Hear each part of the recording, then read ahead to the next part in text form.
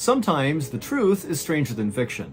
And today I'm going to share 3 stories that demonstrate that. On August 29th, 1954, a 53-year-old woman named Juliet Exline had just sat down on her couch with a book inside of her home in Los Angeles when she got this weird wave of anxiety that kind of rushed over her. Now, there was nothing she could think of that would cause her to feel this way, and she even looked around her house thinking, maybe there was something weird going on, but there was nothing. And so finally, Juliet, she put her book down and just took a few calming breaths to kind of go back to normal. Like, she didn't know what was going on, but she could tell she was super anxious. Now, generally speaking, Juliet was a very mellow person. She was not prone to anxiety attacks like this, and so that kind of caught her off guard. And the only thing she could think of that was different than normal was her husband, Larry, was on a much needed vacation. And so the last couple of days while he'd been gone had been maybe more lonely in the house. And so maybe that was causing her to feel this weird stress. She didn't know, but she told herself, Larry's vacation was definitely a good thing.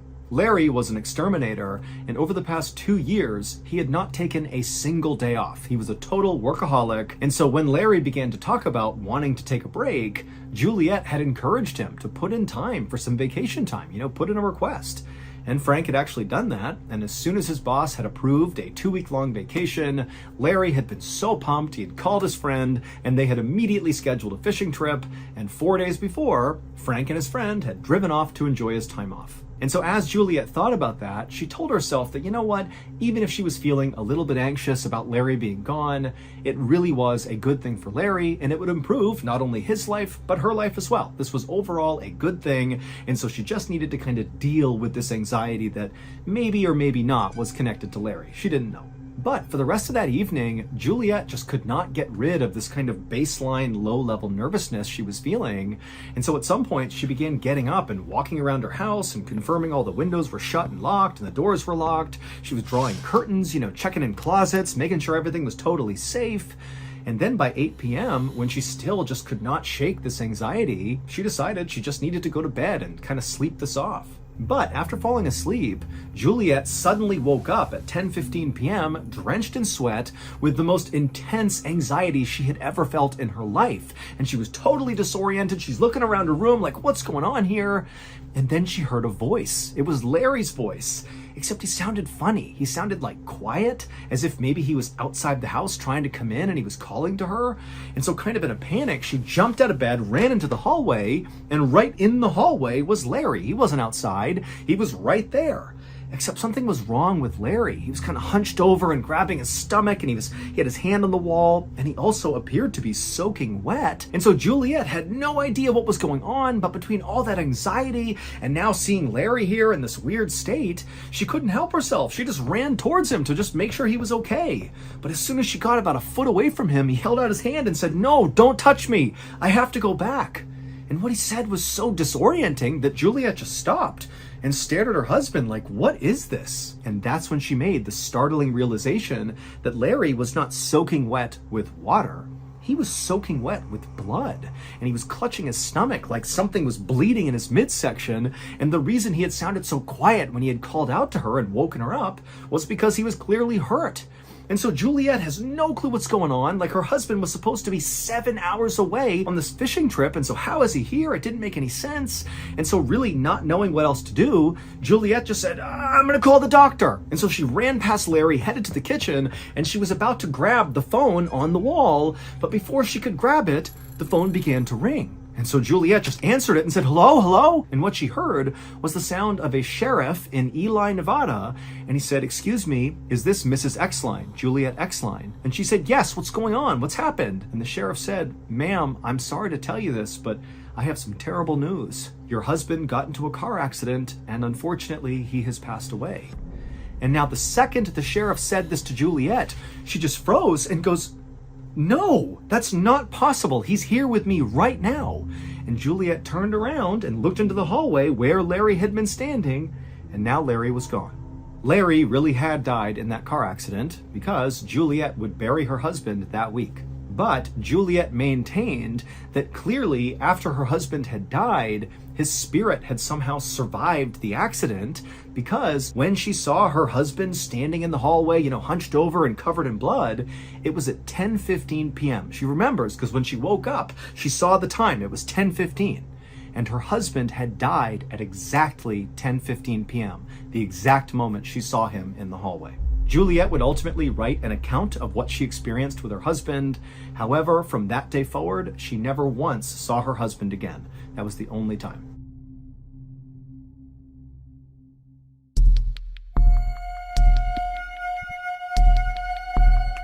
At 12:30 p.m. on March 7th, 2015, a police officer named Tyler Beddoes, along with his partner, were driving in his police cruiser near the Spanish Fork River in Utah when suddenly a police dispatcher came on over the radio. And this dispatcher was speaking very urgently and said, "Hey, a fisherman has just called in to say that he spotted what looks like an upturned SUV partially submerged in the Spanish Fork River right underneath the bridge. And whoever is closest to this bridge, get over there and see if there's anybody inside the vehicle that can be saved."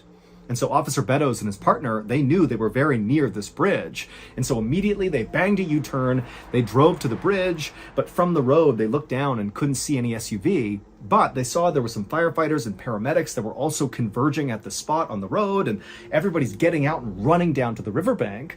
And so Beddoes and his partner did the same thing. They got out and they ran down. And then finally, when they got to the riverbank and they saw underneath this bridge, sure enough, there was this red SUV, upturned, partially submerged, and he noticed right away that none of the doors had been opened in this SUV, and so it meant whoever was driving this vehicle when it flipped over very likely was still inside. And so Officer Beddoes and his partner and the other first responders just jumped into this icy cold river and began making their way closer and closer to this upturned SUV, which again, it's not fully submerged. It's like a third of the way underwater. So if you were sitting in the seat inside of this vehicle and you were an adult, your head would basically be in the water if you were still strapped into the seat. And as they're making their way towards this SUV, when they got close enough, they began hearing a woman inside of the vehicle screaming, "Hey, we're in here! Come over here, help!" But when Officer Beddoes and the rest of the first responders actually reached the SUV, the water was so murky and it basically completely covered up the windows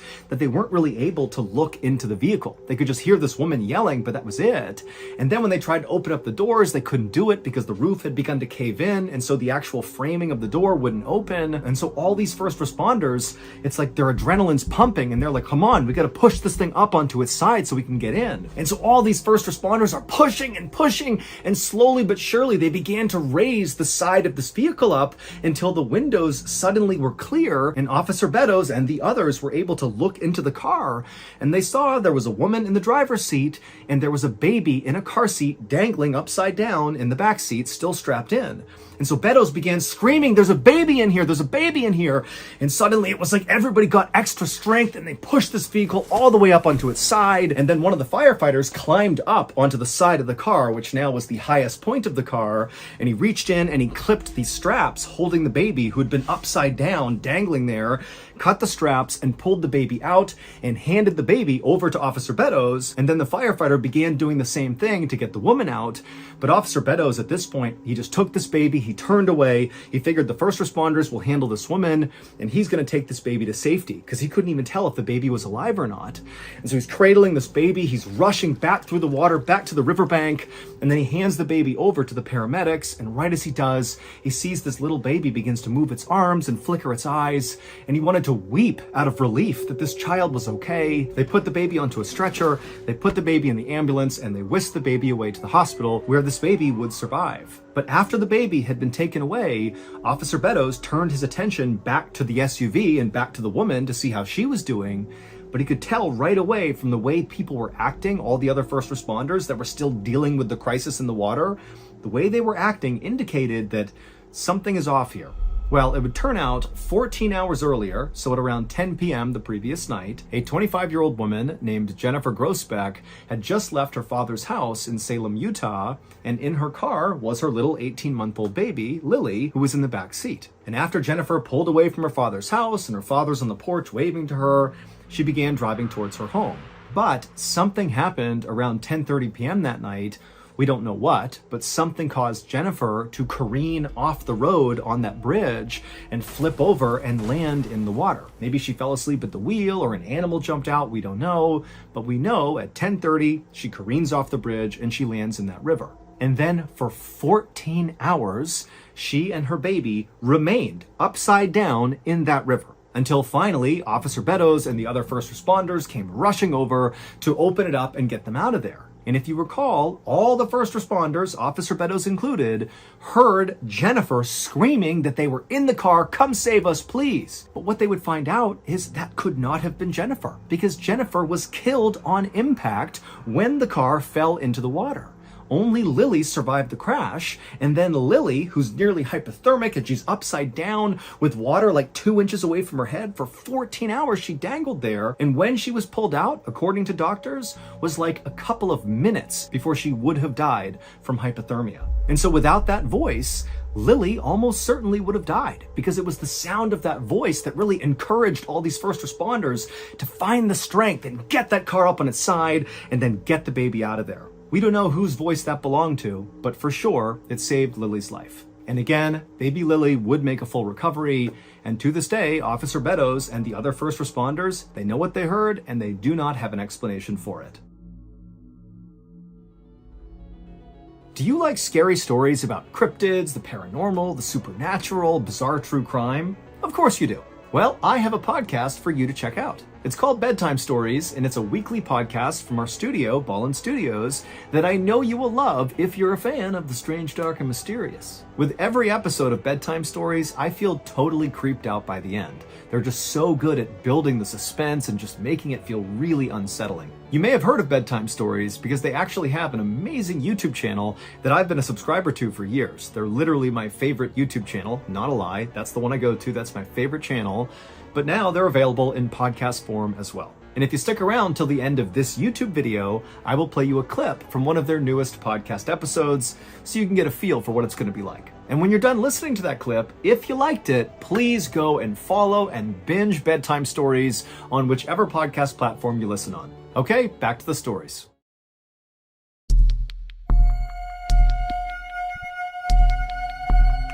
At around 9 p.m. on October 26, 2009, a 19-year-old college student named Miyako Hiroka bagged up the last bit of trash inside of the ice cream parlor where she worked, and she dumped it into a bag and she tied that bag up. It was closing time, and so Miyako looked around the inside of the parlor, made sure everything was where it was supposed to be, and then she flipped off the lights, threw her purse over her shoulder, she grabbed that bag of trash, she headed outside the parlor, she shut and locked the door, she dumped the trash in a nearby bin, and then began walking towards the exit of the mall, which is where this parlor was located. It was inside of this big mall. Miyako went to school in a city called Hamada City, which is located on the coast of Japan in an area called the Shimane Prefecture. And Hamada City was a totally beautiful and very remote location with these amazing beaches and unbelievable mountains with all these ski resorts on it. I mean, this was an incredible place to live. But as much as Miyako did love living there, she was actually far more excited about where she'd be living the next year because she was doing an exchange program. She'd be studying in Russia, and that was so exciting for her. And in fact, this exchange program was the reason why Miyako had picked up this job at this ice cream parlor,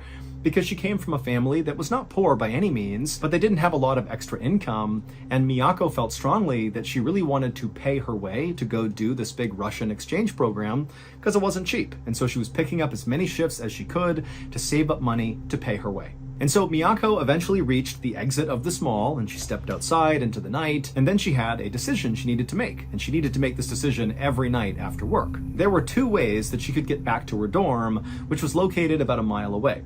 The quick way would be to just hop on a bus and have the bus take her to her dorm, but that cost money, and remember, Miyako is trying to save up as much money as she can to pay for Russia next year, and so taking the bus just felt like, not really worth it. And the other option, which was free, was much longer and frankly just plain spooky, and Miyako hated it. What it entailed was basically just walking to her dorm, but it would mean walking for about a third of a mile through this really spooky forest that looked like it was straight out of a horror movie. Now, up until recently, Miyako's coworker had always left with her at the same time, and they lived roughly in the same area, and so they would walk together through that forest, saving money, and also, providing each other security as they went through the spooky area.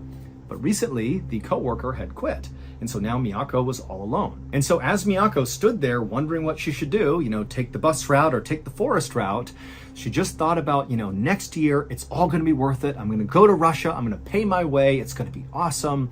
And after all, what's the worst that can happen? It's just a few minutes walking through a forest. I've done dozens of times. Before long, I'll be in my brightly lit, safe dorm room, studying away, and everything will be fine. And so Miyako turned and began walking towards the forest.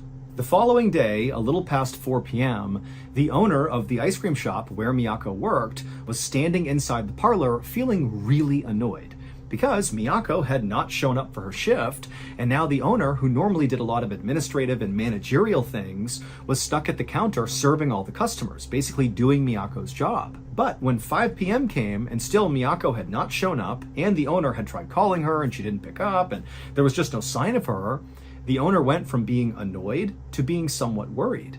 And so after again not being able to call Miyako to figure out what was going on, he wound up going through her file and finding her mother's phone number, and he called her. And when he spoke to Miyako's mother, he knew right away there was something wrong. Because Miyako's mother actually was pretty panicked, and she said, you know what?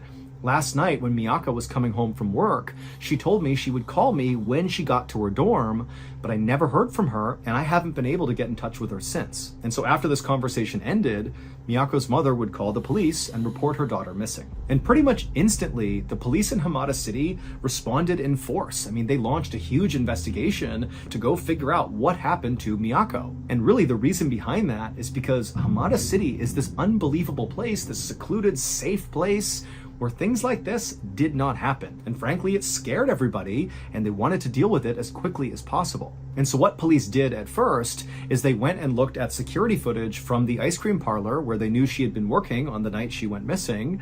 And sure enough, at about 9:16 p.m., there's footage of her walking out of the ice cream parlor in the mall. She's got her purse over her shoulder, and she shuts and locks the door, she throws the trash away, and then she heads towards the exit. But after that, nobody saw her. There was no more footage, there was no more tips or anything.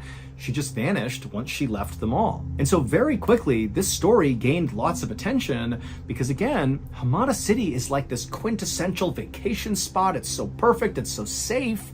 And to have this girl just go missing, it was scandalous. And so it made the news all over Hamada City, and also people who lived in Hamada City were suddenly on edge at night. What's out there snatching people up? In fact, Miyako's college, during the few days following her disappearance, they set a curfew for all their students. Like all their students had to be back in their dorms at a certain time to keep them safe. But again, despite the police really leaning into this case from the jump and putting all their manpower and all their resources into this, they really had no idea what happened to Miyako. Then, on November 6th, 2009, so 11 days after Miyako went missing, a man who was hunting for mushrooms up on this mountainside about 15 miles away from the ice cream parlor believed he spotted this beautiful mushroom sitting underneath a few fallen leaves. And so excited, the guy runs over and he begins moving away the leaves to grab this big meaty mushroom. But as soon as he grabbed the skin of this mushroom and began to pull, he stopped. And then he quickly turned and began sprinting back down the path that had brought him up here. And as he was running, he pulled his phone out and he saw he had no service, and he just kept on running and holding the phone up looking for service. And then finally, when he was about halfway down the mountain, he saw he had service in his phone and he called the police. And the second the dispatcher answered, this man began screaming, "I found a human head!" When police arrived on that mountainside where this man claimed to have found a human head, well, they confirmed he was right. They found Miyako's severed head right underneath those leaves. And the reason this guy thought her head was a mushroom, a dark-colored mushroom, because it was obvious that Miyako's face had been so badly beaten and it was all black and blue before she lost her head. And so this mushroom hunter had literally thought that was a big, big mushroom. And so at this point, the Hamada City police shifted their area of search from around the mall and the ice cream parlor where they thought they would find Miyako to this forested mountain area where her head was found. And now, of course, it was no longer a search and rescue, it was a recovery mission. They're just looking for the rest of Miyako's body.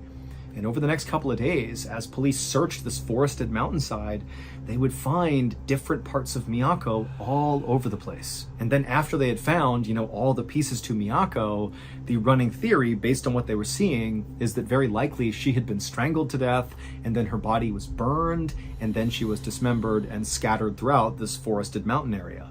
But there was very little evidence about who had actually done this to Miyako. Miyako had no enemies to speak of. Everybody who spoke about Miyako said she was incredibly lovely and kind, and really there wasn't anybody in her life that would want to do her harm. And also because Miyako's body had been destroyed and left out for so long, any trace evidence left behind by her killer or killers was basically non-existent. And so the police really had no leads to speak of. They had no suspects or anything. And so they called in psychologists to try to make, a profile of who they thought might have done this. And the best theory anyone could come up with was that this had been a random crime of opportunity, that the person who killed her didn't know her, and that likely her killer was a man who was likely between the ages of 20 and 40. But even that information really didn't narrow anything down, and so quickly this case began to go cold. But as the police investigation itself began to go cold, the kind of lore around this story was only growing. I mean, this really seemed like a totally unbelievable case considering where it happened. I mean, Hamada City is like this perfect place. How could this happen here? And so what started as being kind of a local news story, albeit a big local news story, became a major national story all over Japan. And so all these TV outlets and journalists were descending on Hamada City, and they were taking video of the ice cream parlor and of the police department and filming, Miyako's dorm and her school and her parents' house. I mean, there were people all over the place trying to get any bit of information to report on about this case. And despite there being dozens and dozens of these live reports basically every day coming out of Hamada City about this case and about Miyako, there was one particular news report that took this case from being, totally unfortunate and sad and tragic and horrible to completely unbelievable and bizarre. Shortly after Miyako's remains had basically all been found, but they were still doing some recovery operations up on that mountainside, one of these kind of random TV reporters who was in Hamada City to report on this crazy case decided to set up their TV camera so it was pointing towards the dark entrance of that spooky forest that Miyako would walk through to get back to her dorm. And so this TV news reporter's got their microphone and, they're standing with the forest entrance right behind them, and the cameraman's filming, looking towards this opening of the forest. And the actual report was pretty generic. I mean, this reporter was basically saying, well, coming at you live from Hamada City, just outside of the forest where perhaps Miyako was killed. And it was just like that. It was just kind of talking about the case, and there was nothing to it. At least not to the TV reporter and the cameraman who were on site. Because for them, the entire report was pretty routine. They did their job, they got their shot, they got their report, and then they left. But they streamed it live. So while they were doing it, all these people are tuned in, watching this news report live in front of this forest. And something really unsettling happened on this broadcast. While that news reporter was talking, another voice began to be heard by people watching this broadcast. And it was not the cameraman, and it was certainly not the TV journalist. It was a woman's voice. And there was no woman anywhere near the shot. And after the fact, the journalist and the cameraman would also attest that there was nobody around, it was just them. But this detached, very pained voice said very clearly, and all these people heard it live, "This is very painful. Why only me?" 広島県北広島町の我流山の林道の入り口です。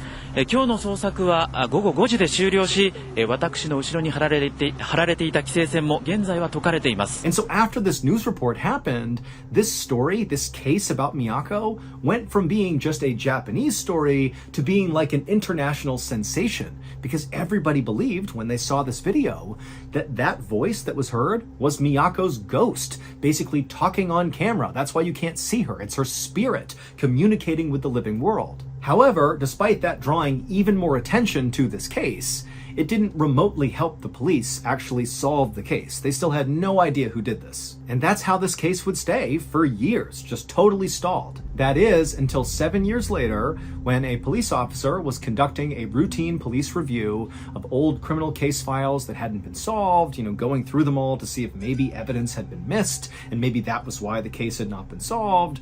And so this police officer is looking through all these case files, and when they landed on the Miyako case, they did discover a piece of evidence that had been totally overlooked. It was the file of a convicted sex offender named Yoshiharu Yano.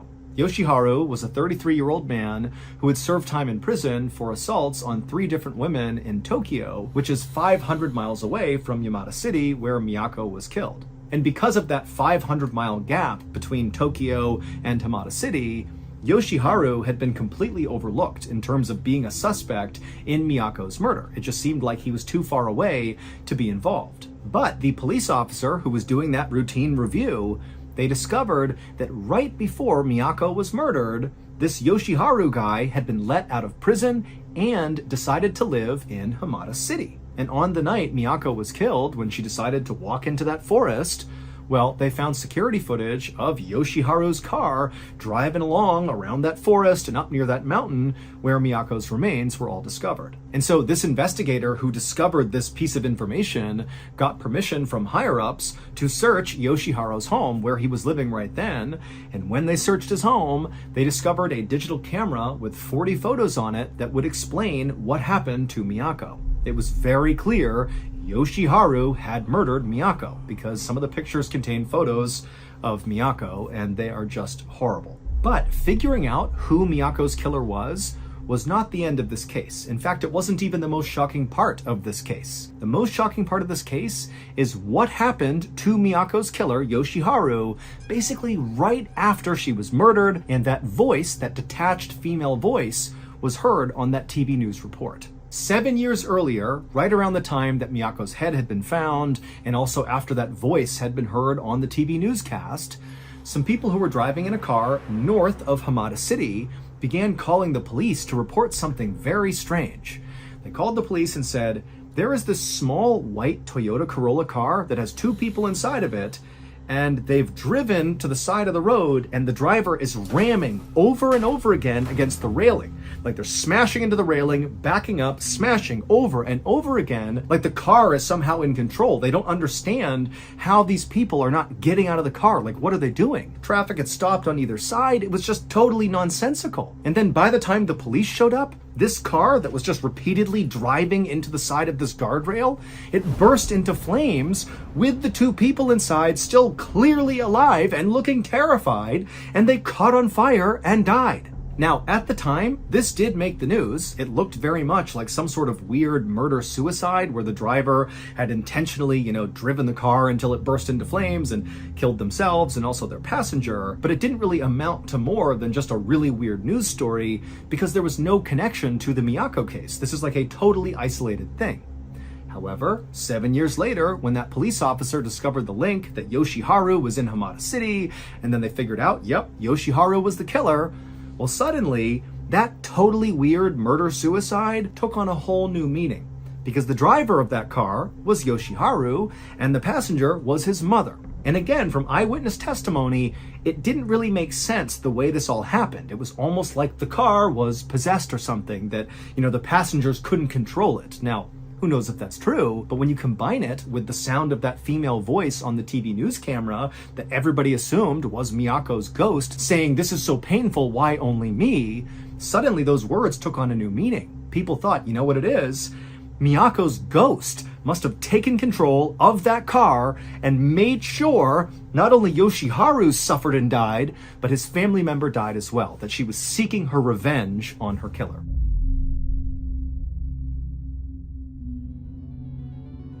As promised, here is a clip from the newest episode of the Bedtime Stories podcast. Enjoy.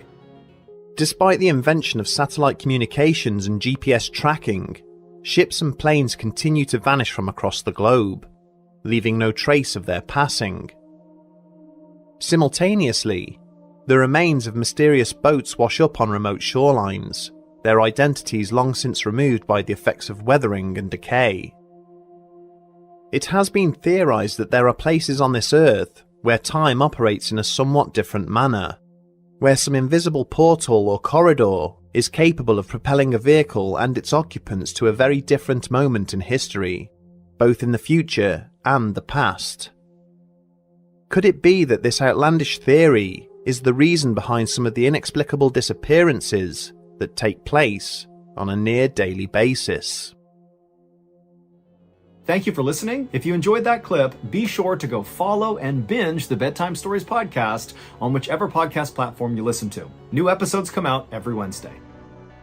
So that's going to do it. I hope you enjoyed today's stories. If you want to hear more strange, dark, and mysterious stories, remember we have a whole slew of podcasts under the Ballen Studios bannerhead. Just search for Ballen Studios on any podcast platform, and you will have hundreds and hundreds of strange, dark, and mysterious stories to binge. Thank you so much. Until next time, see ya.